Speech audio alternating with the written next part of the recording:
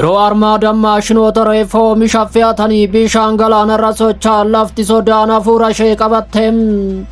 Bishaan dukkanaa galaana Hindii qaxxaamuru sibiilonni gurguddoon abidda waliin ergaa du'aa baachuun suuta jedhanii itti yaadanii osoo dhaabbati socho'aa jiru.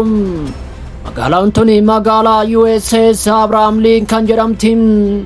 Ulfaatina humna Ameerikaa fi gaaddidduu murteen ammallee hin murtoofne baatte. Doonii balleessituu fi doonii bishaan jalaatiin eegamu naannicha seentee jirti. Akkasumas armaadaan itti dhiyaachaa yeroo deemu bahii giddu galeessaa akka waan harka walitti qabatteetti dhiphachaa jirti. Iraan sochiin kamuu fedhii keenya hin cabsu jechuun mudhii ishee hidhachuun jabeessitee dhaabbatte. Iraan irraa ministeerri dhimma alaa Iraan dooniiwwan waraanaa Ameerikaa murtoo Iraan laaffisuu akka hin dandeenye saba qoqqobbii mormii fi wallabdee waggoota kurnaniif bocame keessaa muuxannoo argate sodaachisuu akka hin dandeenye labse. Addabaabaayii warraaqsa Teheraan keessatti biilboordii gurguddoon kan kaa'an yoo ta'u uummata irratti osoo hin taane galaana irratti kan xiyyeeffate. Akeekkachiisa callisaa konkiriitii fi sibiilaan maxxanfame. Gama biraatiin gabaasni basaasaa pireezidaantii Doonaald Tiraampiif dhiyaate suuraa cimaa agarsiisa. Mootummaan Iraan bara 1979 irraa eegalee sadarkaa dadhabaa irra jira kan jedhu. Mormiinnumaa waggoota kana gadi fageenyaan kan ture yoo ta'u magaalota yeroo tokko ciccimoo turanii fi hoogganaa olaanaa Ayatollah Ali Khameneiif amanamoo ta'an gaheera. Dinagdeen dhiibbaa seenaa qabeessa ta'e riyaalli jigeera. Aariin uummataa immoo cufamuu intarneetii jalatti boba'aa jira. Ammas dadhabbiin harka kennachuu miti. Akaakan mammaaksa gara jabeessa tokko barsiisa. Leenci madaa'ee duubatti hin deebi'u ni ciniina. Haalaa kanaan Tiraamp Iraan irratti abidda roobsuuf bookkisaa yeroo jirutti danqaa hamaa mudateera. Abudaabii fi Dubaayitti shallaggiin biraa mul'achaa jira.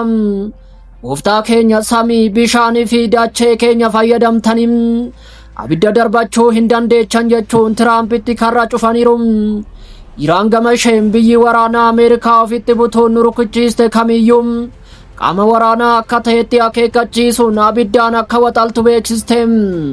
Kanuma walii wal qabatee Yuunaayitid Arab Imireet haleellaa USA'n Iraan irratti raawwattu dachee fi bishaan naannoo ishee irraa dhorkiteetti. Waggoota kurnaniif buufanni xayyaaraa Aldaafiraa humna qilleensa Ameerikaaf gonfoo ture. Amma daandiin balalii ishee waraana kanaaf bu'a qabeessa ta'e calliseera. F-35 fi taankaroonni boba'aa guutan lafatti hafuuf dirqamaniiru. Kufaatii makaanikaatiin osoo hin taane dhugaa siyaasaan barreeffameen. Dubaayii fi Abudaabiin qaxxaamura faayinaansii, turiizimii fi daldala addunyaati. Biyyoonni kunneen aarii waraanarra manneen ol ka'oo misaayilarra gabaa filataniiru. Bu'aan isaas harkisa lafaa tarsiimoo gara galaanatti ce'uudha. Gama biraan michoonni Iraan murtee dabarsuu itti fufaniiru. Iraaq keessatti Hizboollaan labsii nama qabbaneessu baase.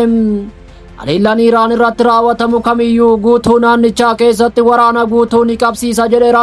Yaman keessatti sochiin Huutii haleellaa doonii galaana diimaa irratti raawwatamu deebisee jalqabuuf qophii ta'uu agarsiiseera. Kunis daandiiwwan daldala addunyaa salphaatti akka cicciraman kan taasisuudha. Gareewwan kunneen irra caalaan isaanii yeroo waraana Israa'elii fi Iraan guyyoota 12 tureef yeroo boombii USA iddoo niikularaa Iraan rukutaa turetti callisuun isaanii Iraan caccabuu ishee agarsiisa jedhamaa ture. Haa ta'u malee yeroo kanatti gamtaan Iraan deebisee of ijaaruun waraana cimaaf qophii xumuruun isaa gabaafameera. Kuni kanumaan osoo jiruu Waashingitan irraa sagalee wal faallessu ba'uu itti fufeera. Tiraamp waa'ee humna waraanaa guddaa gara Iraanitti erguu osoo dubbatu ammas Iraan walii galtee barbaaddi jechuun ibse. Haa ta'u malee xiinxaltoonni waraanaa dubbiin kun Iraan dagachiisuuf akka ta'e ni beeku. Qondaalonni USA akka jedhanitti yoo Teheraan harka ishee diriirsite Ameerikaan daldalaaf banaadha jechaa jiru. Doonii waraanaa sochiirra jiru jechoonni itti yaadanii osoo hin xumuramin hafan garuu waan biraa akeeku. Baha giddu galeessaa guututti magaalonni gurguddoon galaana laalu. Daandiin doonii yeroo walxaxu gabaan boba'aa hafuura isaa qabatu.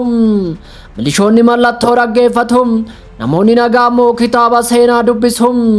kuni ammallee waraana miti garuu kana boodas nagaa miti yeroon kun yeroo filannoowwan itti jabaatan yeroo callisni dhoo'insa caalaa sagalee guddaa dhageessisu yeroo sochiin hundi himni dubbii irraa dhufu hundi naannoo marga gogaatti ibsaa ta'uudhaan mammaaksi durii tokko guutummaa naannichaatti sagalee dhageessisa gaafa shubbisni waraanaa ragaduu jalqabu beekan irree hirriiban qabu armaadanni socham Iraanni akeekkachiisti michoonni ni doorsisu dippiloomaasiin akka baaruda shugguxii qilleensa keessa qotam